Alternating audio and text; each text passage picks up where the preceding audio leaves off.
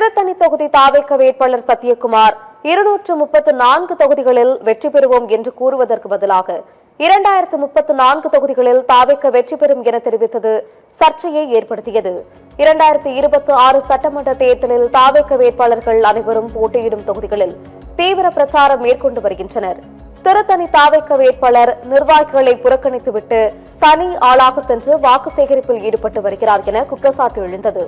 இந்த சர்ச்சைக்கு இடையே அடுத்த சர்ச்சையில் சிக்கியிருக்கிறார் சத்யகுமார். அதாவது தமிழகத்தில் உள்ள 234 தொகுதிகளில் என கூறுவதற்கு பதிலாக 2034 தொகுதிகளில் தாவேக வெற்றி பெறும் என தவறாக பேசியிருக்கிறார். இந்த சர்ச்சை வீடியோ சமூக வலைதளங்களில் வைரலாகி வருகிறது. சட்டமன்ற தேர்தலில் 2034 தொகுதியிலும் சட்டமன்ற தேர்தலில் 2034 தொகுதியிலும் சட்டமன்ற தேர்தலில் 2034 தொகுதியிலும்